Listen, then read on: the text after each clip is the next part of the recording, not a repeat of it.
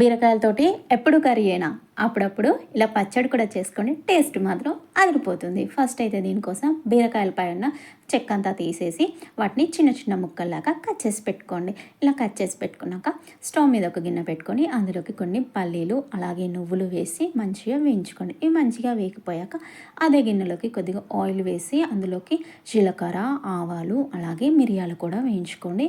వేసాక అలాగే కొన్ని పచ్చిమిర్చి ముక్కలు, టమాటా ముక్కలు, మనం కట్ చేసి పెట్టుకున్న ఈ బీరకాయ ముక్కలు కూడా ఇందులోకి వేసుకొని మొత్తాన్ని ఒకసారి మిక్స్ చేసుకోండి. ఇలా మిక్స్ చేసుకున్నాక మీ రుచికి సరిపడా ఉప్పు కూడా ఒకసారి వేసి మళ్ళీ మిక్స్ చేసుకోండి. మిక్స్ చేసుకున్నాక బీరకాయ ముక్కలు ఇంకా టమాటా ముక్కలు అనేవి కంప్లీట్గా సాఫ్ట్గా కుక్ అవ్వనక్కర్లేదు. వాటిలోని పచ్చిదనం అంతా కూడా పోయేంత వరకు కుక్ చేసుకుంటే సరిపోతుంది. అలాగే కొద్దిగా చింతపండు కూడా వేస్తున్నాను.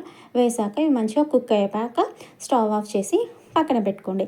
ఈలోపు ఇక్కడ మనం ముందుగానే వేయించి పెట్టుకున్న పల్లీలు ఇంకా నువ్వులు ఉంటాయి కదా, వాటిని అయితే మిక్సీ జార్లోకి వేసుకొని మంచిగా పౌడర్ చేసుకుందాం. ఇందులో పౌడర్ చేసేసుకున్నాక మనం వేయించి పెట్టుకున్న బీరకాయ ముక్కలు ఉంటుంది కదా, అది కూడా ఇందులోకి వేస్తూ మంచిగా మిక్సీ అయితే పట్టేసుకుందాం. ఇలా మిక్సీ అయితే పట్టేసుకున్నాక ఇక్కడ పోపుకి అయితే ప్రిపేర్ చేస్తున్నాం. పోపులోకి ఇందులోకి ఇందాక మనం ఏ గిన్నె అయితే వాడామో అదే గిన్నెలోకి మళ్ళీ కొద్దిగా ఆయిల్ వేసుకొని ఆ జీలకర్ర, ఆవాలు అలాగే కొద్దిగా వెల్లుల్లి రుచికి కోసం ఇక్కడ కొన్ని ఎండుమిరపకాయలు అయితే వాడుతున్నాను. ఎండుమిరపకాయలు కూడా ఇందులో వేసుకొని ఇందాక మనం మిక్సీ పట్టుకున్న బీరకాయ పచ్చడి ఉంటుంది కదా, అది కూడా ఇందులోకి వేసుకొని మొత్తాన్ని ఒకసారి కలిపేసుకుంటే సరిపోతుంది.